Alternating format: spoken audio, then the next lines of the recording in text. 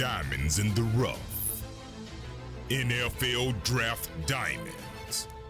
Time to shine.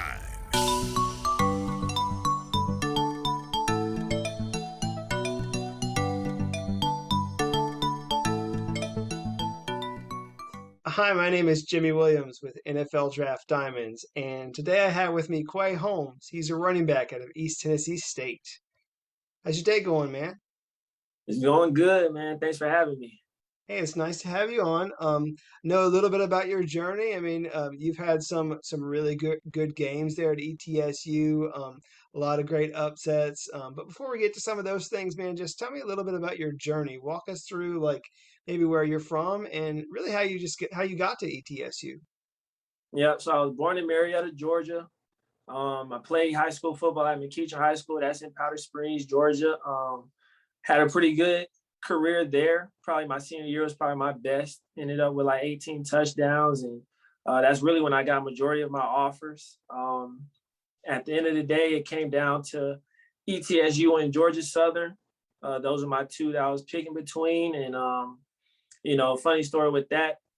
Both of the people who were recruiting me, they were both brothers. And I didn't know it until they told me. I was like, dang, I didn't even know that. So I kind of felt bad with whoever I was talking to. I'm like, man, your brother's on the other side. But picked ETSU because I just felt like so much more history could be made. They shut down the program in 2003 and brought it back in like 2013. So I just felt like, this would be a great opportunity for me to go to a place and, just try to change it and change the program for the best. And, 3-4 years later, man, I feel like I've done a pretty good job with that. And, I'm just glad to be here. You think the scheme fit also helped out a little bit there because you figure like you go to Georgia Southern, they run a whole bunch of option there, and so maybe you're not like the top guy there. But obviously there at ETSU, you've had a great journey. So did that play into that at all? Um, I definitely thought about that. I honestly, before I was at ETSU, we had a different head coach. So I feel like once that head coach left and Coach Sanders came in, I feel like he really implemented a scheme that worked best for me. We run a pro style offense, a lot of under center stuff. So I just felt like that really just helped showcase my talents as well. Nice. And let's just kind of talk about you as a running back. How are you utilized there on the field? What do you think are like your main strengths? I get utilized a lot, on this team. I run the ball. I feel like running the ball is our biggest strength. And when our coach sees that it's working, he doesn't hesitate with calling runs back to back. He doesn't, care about what the other team is doing. But we also catch the ball a lot, out the backfield. And, I know my first year, I was like second on the team in receptions. And the person who had more, he only had one more catch than me. So it's just a lot of trust in me as a running back. I get used a lot, and I've done a lot in the kick return game as well. Feel like I'm not on kick return this year, but for the past couple seasons I've been back there. So I've just been utilized a lot. But I'm also glad that my coaches trust me back there. I feel like if they trust me, to run the ball, catch the ball, I feel like that just adds more to what I can do. Nice. And I do have you listed in my notes, about 6'1", 220. That's a very formidable size for a running back. Were you always that big? Did you come into college like a little smaller, or what was your situation as a freshman? I always had height, and that's something I've had, since high school. I've heard it, like you're a real tall running back. But I never really had like the weight to it. So this is definitely the biggest I've ever played at. And this is actually something I wanted to improve on, in the off season, because I would probably be like 6'1", like 212, 213. I just felt like with my frame, I feel like I could hold more than that. And then, with being used so much, I feel like having some extra muscle, some extra body cushion, would help with my durability as well. So that's just a big improvement I try to make coming into this season. Yeah, always nice to have a little bit of cushion when you're getting slammed to the ground. So, Right. I hear you.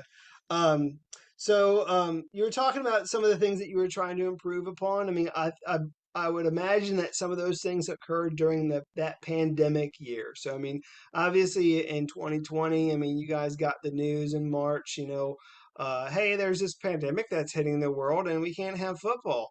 And Right. then, obviously you guys didn't play in the fall. You did get a chance to play a little bit in the spring. But let's just talk about that COVID year, man. I mean, how did that go for you? Like, how did you stay motivated during that time? Yeah, it definitely sucked because we were still practicing as if we could have had a season. So it's like you're trying to think like, we're gonna have a season this fall, but in the back of your mind, you're like, we probably won't.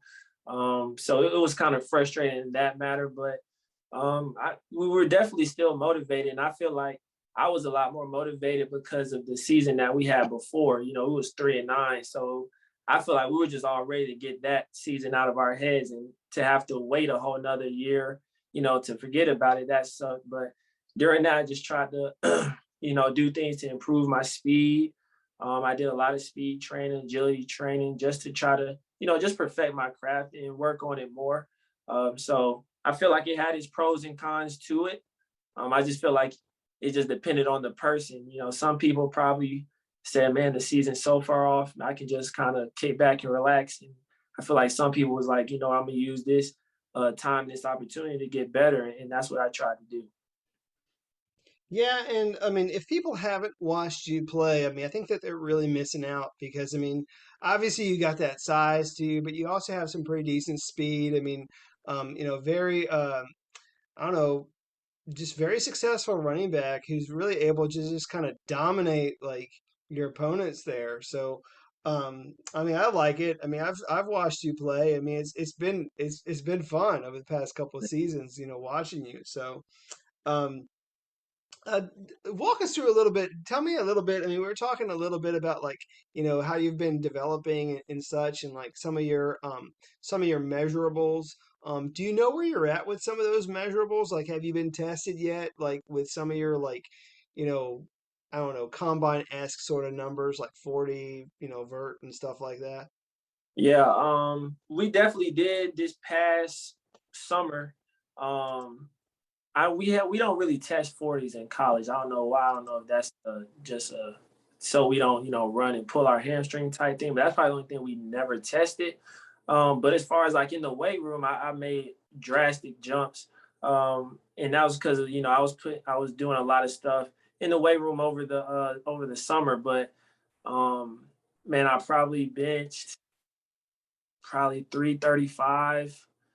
And I mean, these are all like PRs for me. So, and I was never like a big weight room guy. I always had like natural size. So, some people might not think my numbers are all that, but I'm proud of them. But I squatted, I think, 465, and 25, 225 bench rep max.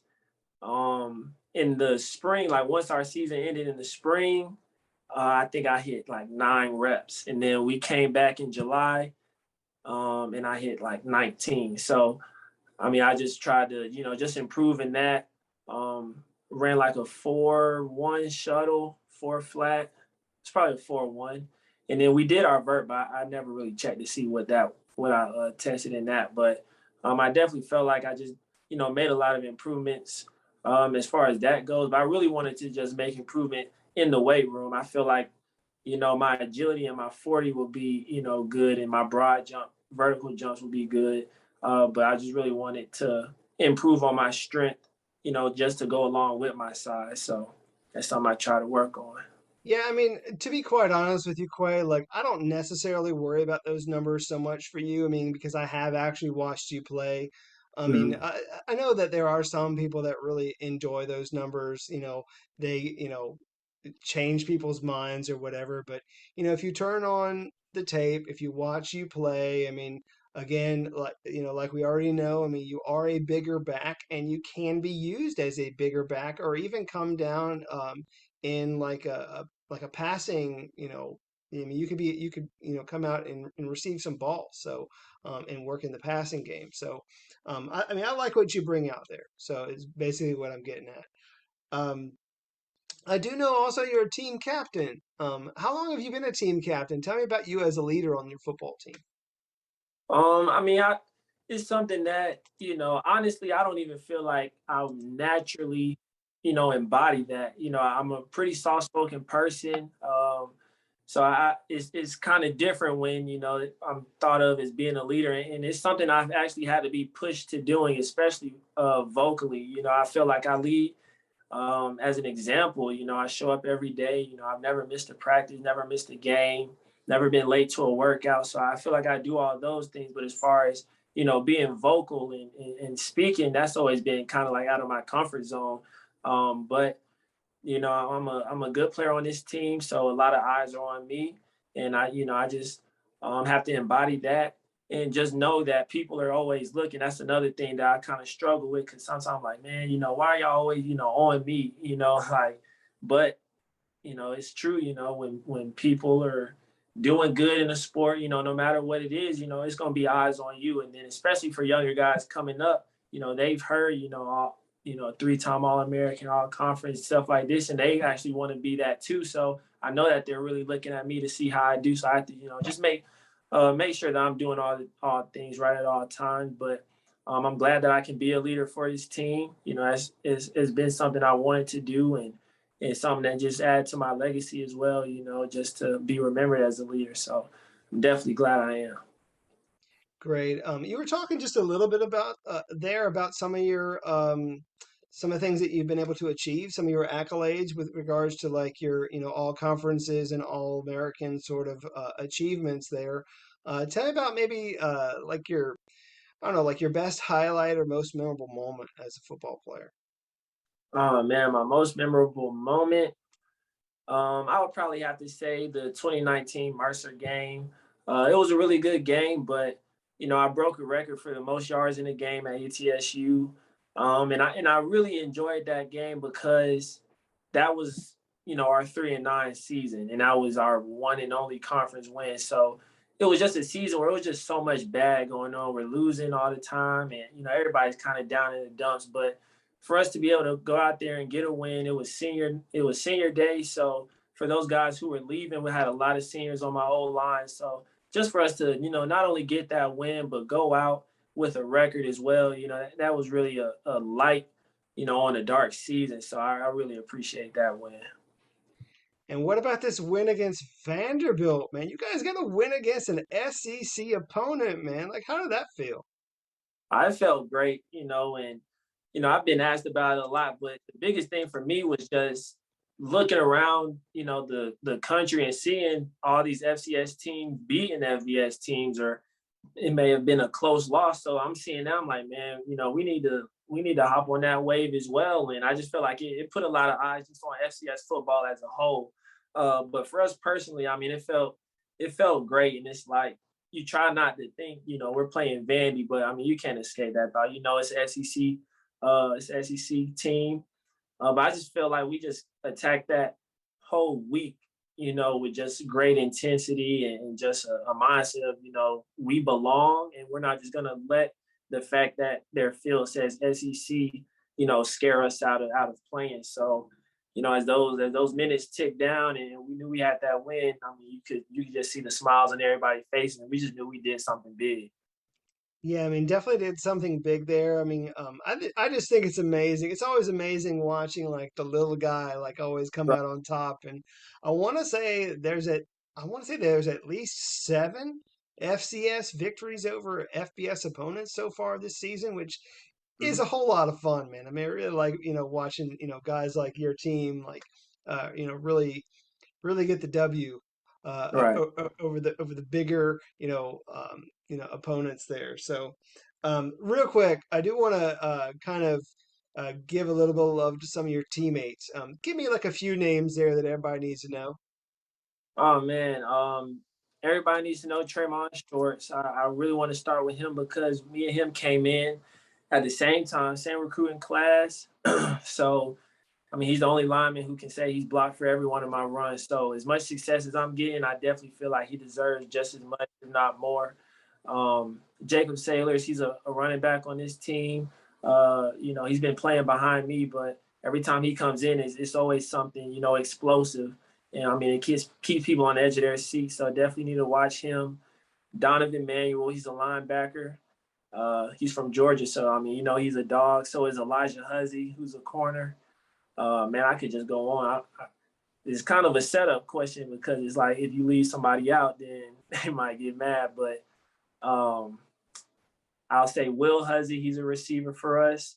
And last but not least, I'll say Nate Atkins. He's a tight end. We got great hands, great size, physical in the run game, physical when he's catching. So yeah, that's just a few. Yeah, I mean, a lot of great players on your team that I feel like need a whole lot of love. I know on our list we do have like a couple guys there that are really high on our list.